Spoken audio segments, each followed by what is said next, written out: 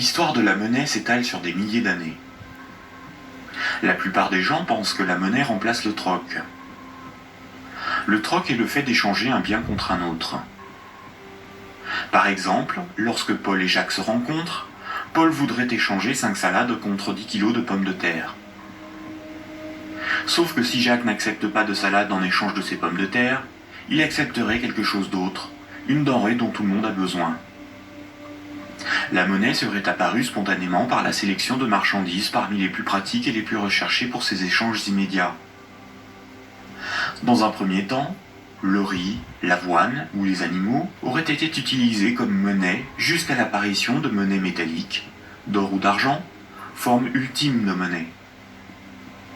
Le crédit ne serait apparu que plus tard, quand de la monnaie fut accumulée pour être prêtée à ceux qui en avaient besoin.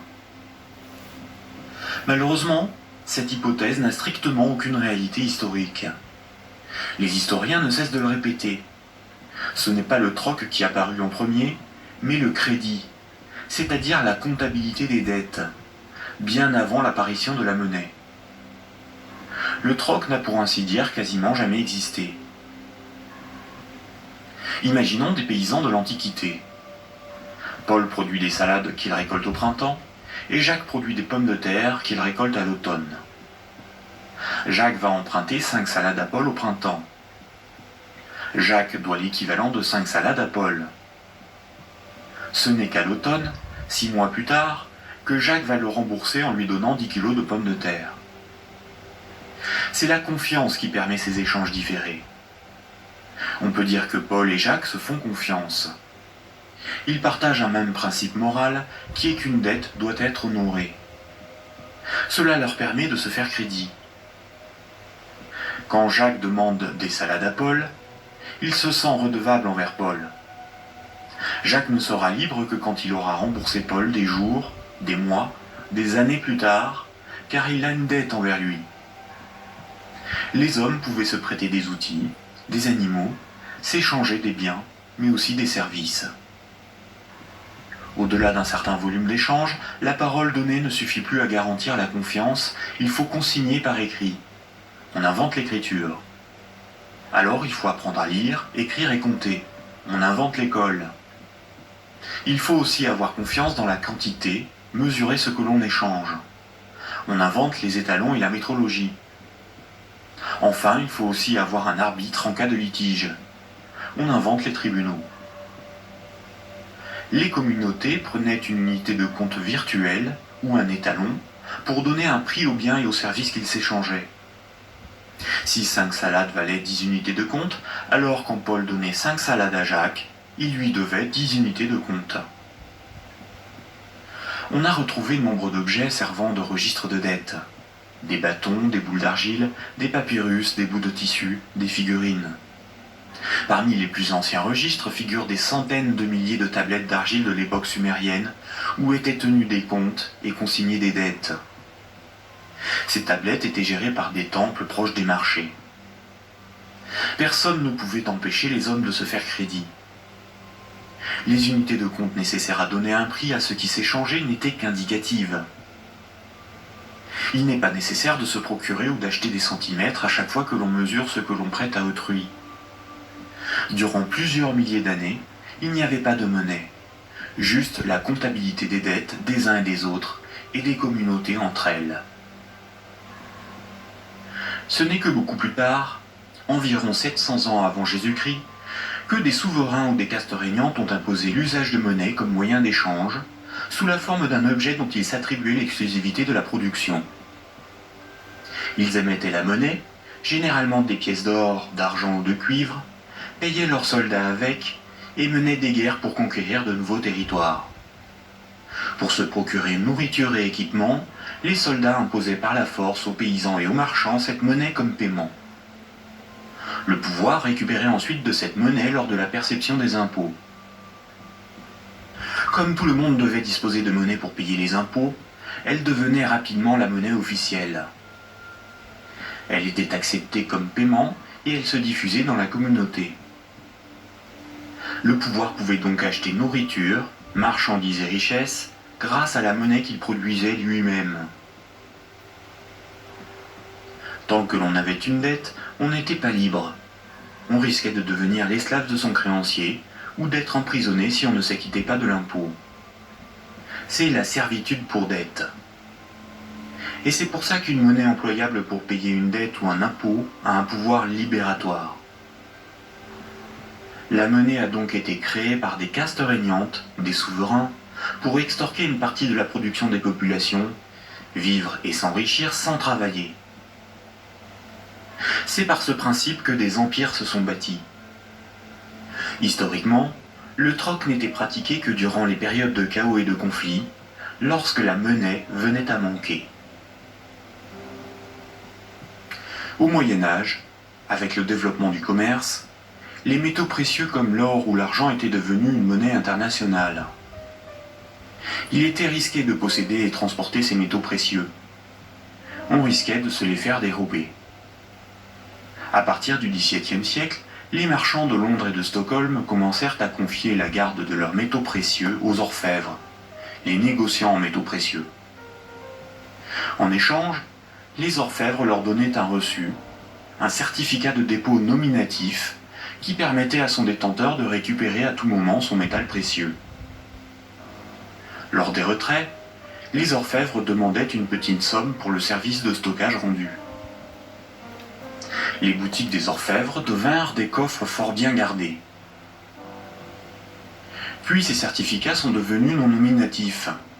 Il était simplement inscrit dessus le poids de métal précieux qu'ils représentaient. Les marchands se mirent à se payer non pas en métal précieux, mais avec ces certificats. La monnaie papier était née. Les orfèvres constataient que les marchands laissaient leurs métaux précieux dans leurs coffres. Ils eurent donc l'idée de prêter ces métaux précieux à d'autres marchands pour développer leur commerce. Mais plutôt que de prêter les métaux précieux entreposés dans leurs coffres, les orfèvres émettaient des certificats papier. Quand les marchands remboursaient leurs dettes, ils rendaient les certificats et versaient un intérêt. Les orfèvres se mirent à imprimer bien plus de certificats que de métaux précieux disponibles dans leurs coffres. Cette pratique leur permit de s'enrichir en multipliant les intérêts perçus. Quand les certificats étaient rendus aux orfèvres, ils étaient détruits. Comme le papier monnaie échangeable contre des métaux précieux était accepté par les marchands comme paiement, les orfèvres pouvaient en imprimer pour leurs propres dépenses et achats. Tant que les emprunteurs et déposants ne venaient pas tous au même moment demander l'échange de leurs certificats contre l'équivalent en métal précieux, leur petit tour de magie pour s'enrichir restait secret. Aujourd'hui, les métaux précieux sont remplacés par la monnaie centrale. Avec l'avènement de la République et de la démocratie, c'est l'appareil législatif qui rédige la loi au nom du peuple, et l'État, la nation, fait fabriquer sa propre monnaie par la Banque centrale. La loi dit que tout citoyen est obligé d'accepter non pas des métaux précieux, mais de la monnaie de l'État comme règlement d'une dette. C'est ce qui donne son cours légal à la monnaie de l'État. Cette monnaie est dite fiduciaire, du latin fiducia, qui veut dire confiance. Sa valeur est liée à l'assurance qu'on peut échanger des biens et services avec cette monnaie. Rappelez-vous, quand un marchand déposait des métaux précieux chez l'orfèvre, il lui donnait l'équivalent en certificat de dépôt. Plus tard, le marchand pouvait retourner chez l'orfèvre récupérer ses métaux précieux contre ses certificats. Aujourd'hui, quand le client d'une banque dépose des billets sur son compte, la banque le crédite.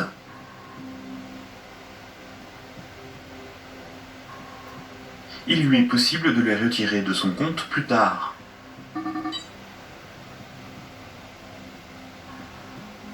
La monnaie secondaire, ou monnaie scripturale privée, est l'équivalent des certificats de dépôt des orfèvres. Tout comme le certificat de l'orfèvre est une reconnaissance de dette de l'orfèvre envers le marchand, un compte bancaire est une dette en monnaie centrale de la banque envers son client.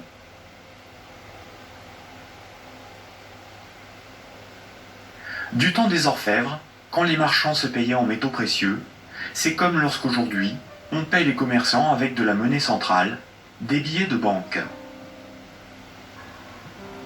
Ensuite, quand les marchands se payaient avec des certificats de dépôt de l'orfèvre, c'est comme lorsqu'aujourd'hui, on paie un commerçant par un transfert de monnaie scripturale de notre compte bancaire à celui du commerçant.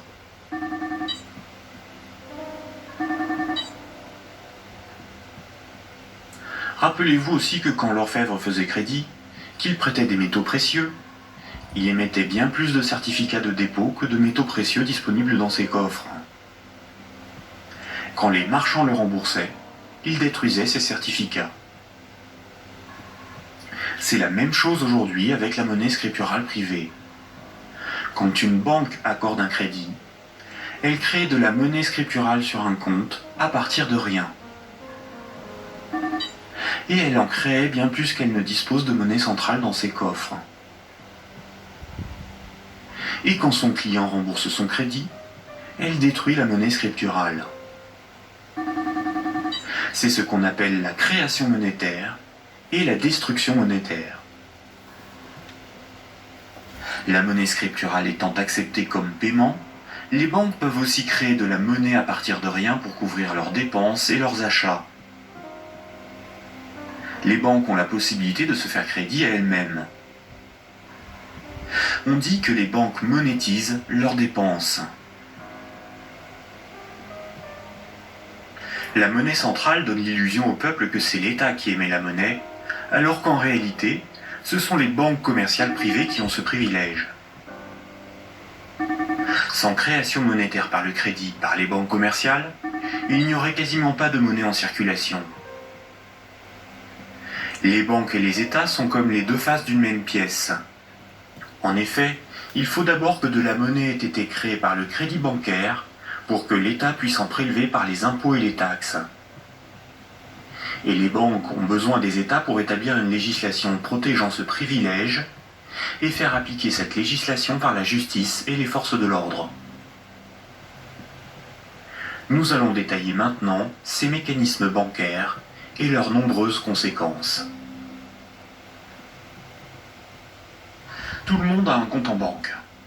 C'est plus sûr et c'est plus simple que d'avoir chez soi une caisse remplie de billets de banque. Beaucoup de gens s'imaginent qu'un compte en banque est une boîte dans laquelle sont rangés des billets de banque. En réalité, la banque a une réserve unique de billets de banque et les comptes en banque n'ont aucune réalité physique. Ce sont juste des chiffres dans la comptabilité de la banque commerciale. Ce sont des unités de compte.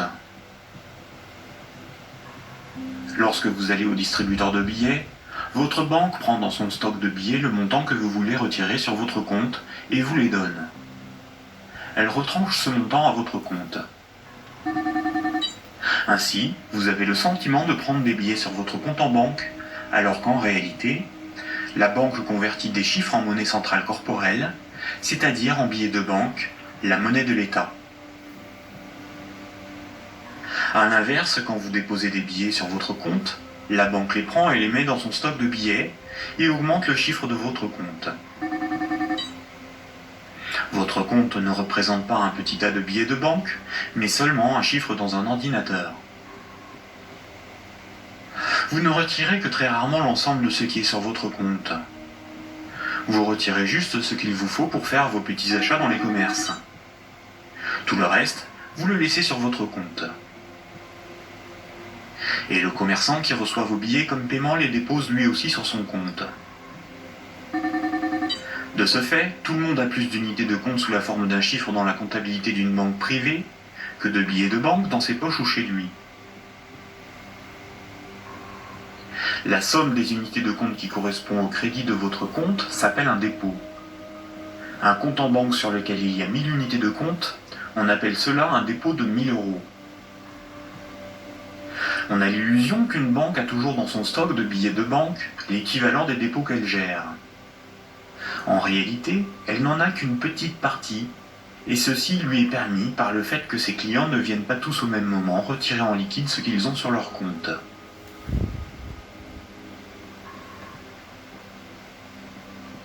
En Europe, la monnaie centrale est la monnaie qui a cours légal.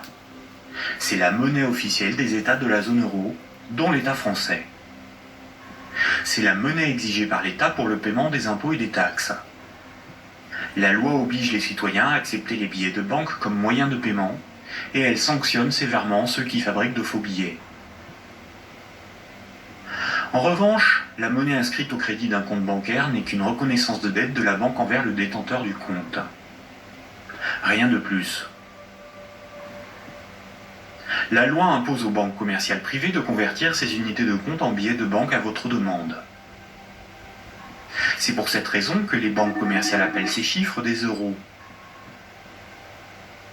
Les chiffres inscrits sur votre relevé de compte sont appelés euros, alors qu'en réalité, ce ne sont pas des euros. Ces unités de compte sont converties en euros au moment où vous les retirez de votre compte. Votre banque vous doit bien des euros, et c'est pour cette raison qu'il est marqué euros sur votre relevé de compte. Ces unités de compte sont tolérées par la loi comme moyen de paiement. Quand vous payez au moyen d'un chèque bancaire, d'une carte bleue ou d'un virement, vous réalisez un simple transfert d'un chiffre de votre compte à un autre. Tout ce qui sert de moyen de paiement est une monnaie. C'est pour cette raison que ces unités de compte sont appelées monnaie scripturale, monnaie secondaire ou monnaie scripturale privée. On peut dire que chaque banque a sa propre monnaie, car chaque banque a sa propre comptabilité, gère ses propres chiffres, ses propres unités de compte. Toutes les monnaies privées sont convertibles en monnaie centrale corporelle. Elles ont toutes la même valeur. Mais la monnaie scripturale d'une banque commerciale privée n'est garantie que par la banque elle-même. Une banque commerciale étant une entreprise comme une autre, elle peut faire faillite. Si elle fait faillite, elle ne peut plus garantir sa monnaie privée et par conséquent les montants des comptes bancaires de ses clients. Les unités de compte sur les comptes bancaires peuvent tout simplement disparaître. Imaginons que vous ayez 10 000 euros en billets de banque, c'est-à-dire en monnaie centrale corporelle, en monnaie de l'État. Vous avez confiance dans sa valeur, car vous avez confiance en l'État. Vous prenez ces 10 000 euros et vous les déposez sur un compte au Crédit Agricole. En réalité, vous donnez cet argent à la banque qui les met dans son petit stock de billets et crédite votre compte. Le chiffre sur votre compte n'est qu'une reconnaissance de dette de 10 000 euros. Ce sont des unités de compte privées, car la banque est maintenant propriétaire des 10 000 euros que vous lui avez donnés et qu'elle va probablement mettre dans un distributeur de billets pour que d'autres clients puissent retirer du liquide. La loi dit simplement qu'à votre demande, à tout moment, la banque est tenue de convertir les 10 000 unités de compte en billets de banque. Et ce que vous ne savez pas, c'est que la banque n'a qu'une petite partie des montants des comptes de ses clients sous la forme de billets de banque. Gardez à l'esprit que moins de 7% de la totalité de la monnaie en circulation est sous la forme de billets et de pièces de monnaie qui ont cours légal. Ce que vous avez sur votre compte, ce n'est qu'une promesse de remboursement en euros, et non de véritables euros.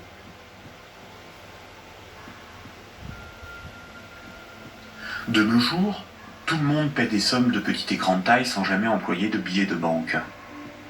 La carte bancaire, la carte de crédit, les chèques bancaires, les prélèvements automatiques et les virements forment l'essentiel des procédés de paiement.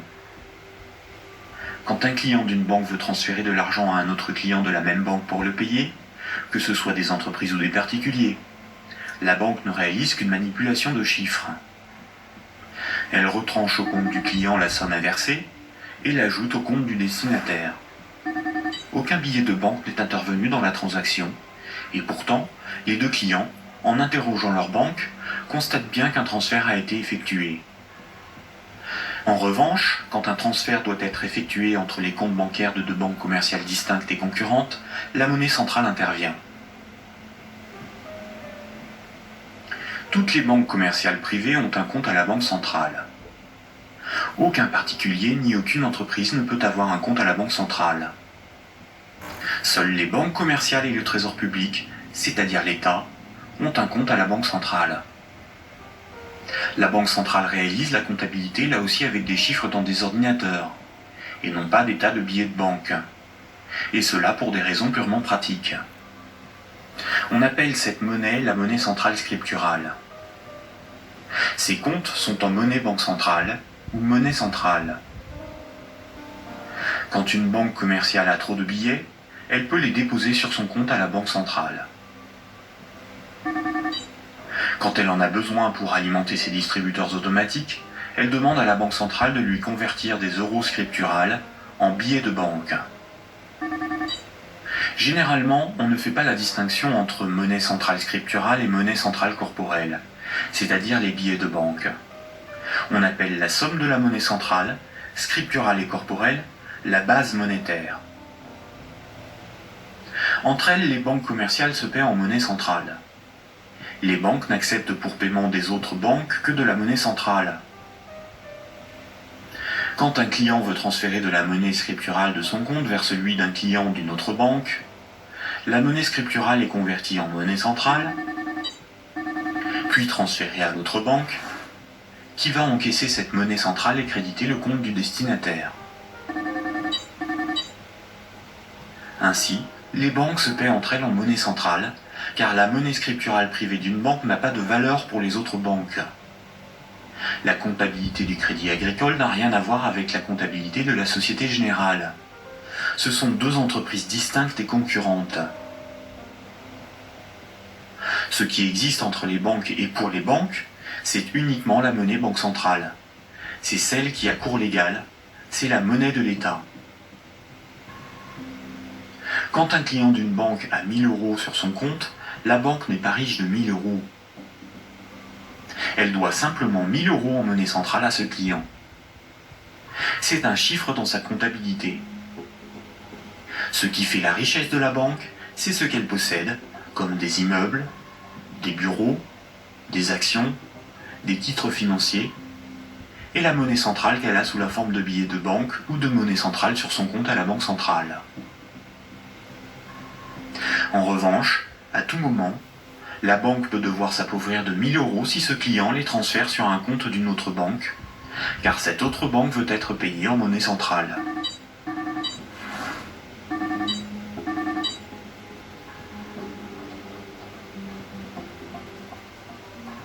Les banques ne réalisent pas leur paiement en banque centrale à chaque fois qu'un transfert est réalisé. Un bilan des échanges est fait tous les jours. On appelle cela la compensation. Cette compensation est calculée par une chambre de compensation. Une chambre de compensation gère un système informatique enregistrant un très grand nombre de comptes en banque et de transactions, afin de faire le bilan des échanges entre les organismes financiers, dont les banques. La chambre de compensation la plus connue est Clearstream, à cause de l'affaire politico-financière qui porte son nom. Imaginons deux banques. Un client de la première banque paie 10 euros à un client de la seconde. Un client de la seconde paie 15 euros à un client de la première. À la fin de la journée, la compensation calcule un différentiel de 5 euros au profit de la première banque. Le paiement peut se faire directement par virement entre leurs comptes à la Banque centrale. Quand une banque voit son compte débité à cause d'une compensation ou par un retrait au guichet par un client, on appelle cela une fuite. Elle s'appauvrit, car sa monnaie centrale fait partie de ses richesses. Imaginons une banque qui a 4 déposants qui ont chacun 25 000 unités de compte. On peut dire que la banque doit 100 000 euros à ses clients. Imaginons que cette banque a 10 000 euros sur son compte à la Banque centrale. La banque est incapable de couvrir la fuite du montant total des comptes de ses clients. Elle est potentiellement en faillite, car 90 000 unités de compte de ses clients ne sont pas couverts par de la monnaie centrale. Seuls 10 000 euros en billets peuvent être versés à l'ensemble de ses clients. C'est le principe de la couverture partielle des dépôts, appelé système à réserve fractionnaire. Si la totalité de ses clients viennent tous au même moment pour retirer leur argent, la banque fait immédiatement faillite. Quand tous les clients d'une banque viennent retirer tout leur argent, c'est ce que l'on appelle un bank run. Face à cette situation, les autorités ont mis en place un fonds en monnaie centrale en cas de faillite bancaire, le Fonds de garantie des dépôts bancaires. En France, ce fonds se porte officiellement garant de 100 000 € maximum par compte bancaire. Malheureusement, la plupart des grandes banques gèrent des dépôts bien supérieurs à ce qu'il y a dans ce fonds. Le fonds est d'environ 2 milliards d'euros, alors que les banques françaises gèrent près de 1000 fois plus de dépôts en monnaie scripturale. Par conséquent, la faillite de quelques grandes banques du monde provoquerait la disparition d'une partie des dépôts bancaires de leurs clients. Le Trésor public, c'est la caisse de l'État. Le Trésor public a un compte à la Banque centrale. Le Trésor public encaisse toutes les taxes et impôts qui forment les recettes de l'État. Le Trésor public paie toutes les dépenses de l'État. Il paie les fonctionnaires, les investissements de l'État, ses infrastructures, ses frais de fonctionnement, ses fournisseurs. Quand vous payez vos impôts ou des taxes, vous les payez directement au Trésor public. Si un client d'une banque veut payer 1000 € au Trésor public, la banque convertit la monnaie scripturale privée en monnaie banque centrale et transfère cette monnaie centrale sur le compte du Trésor public. Le Trésor public n'accepte pour paiement que la monnaie centrale. Quand le Trésor public paie un de ses fournisseurs, il verse de la monnaie centrale à la banque commerciale privée qui en détient le compte, et celle-ci crédite le compte de l'entreprise bénéficiaire.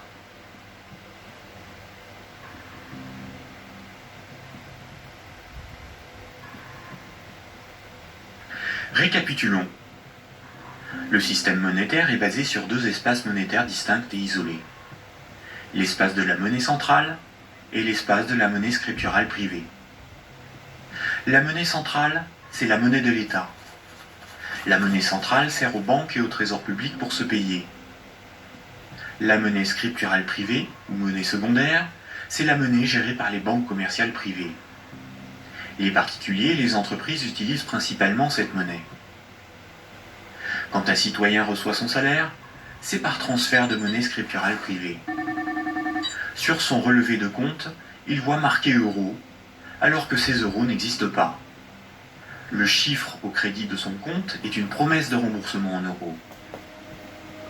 Or, si une banque fait faillite, elle ne peut plus honorer sa promesse vis-à-vis de ses clients. En France, les deux premières banques gèrent plus de la moitié des dépôts bancaires. Aucun gouvernement ne permettra à une grande banque de faire faillite, car des millions de citoyens et d'entreprises perdraient une partie de leur argent. Ce serait une catastrophe sociale que l'ensemble de la société devrait compenser par l'appauvrissement général de la population. Toute entreprise peut faire faillite si elle est mal gérée, même les plus importantes. Mais cette règle ne s'applique pas aux grandes banques. Les gouvernements les sauvent en taxant l'ensemble des citoyens si nécessaire. Voici ce qu'en pense Frédéric Lordon, économiste, directeur de recherche au CNRS et chercheur au Centre de sociologie européenne. Frédéric Lordon, vous êtes plus radical ? J'en ai peur. C'est-à-dire, il me semble que derrière toutes les argumentations techniques du monde, il y a une question préjudicielle qui est une question de principe. Alors je voudrais repartir des sauvetages de 2008-2009, parce qu'il me semble que celui qui se profile va avoir à peu près les mêmes propriétés. À propos de ces sauvetages bancaires, on peut dire non contradictoirement deux choses. La première, c'est qu'ils étaient une nécessité impérieuse, et je dirais même vitale. Et la deuxième, c'est que cependant, ils ont été des scandales sans nom. Des scandales sans nom. Alors pourquoi ça a été un scandale? Les gens le savent, alors ils sont un peu plus qu'échauffés, hein, je vous assure. On a sauvé les banques, on a sauvé la finance sans la moindre contrepartie, pas le plus petit commencement de réglementation de l'activité financière ou de transformation des structures bancaires.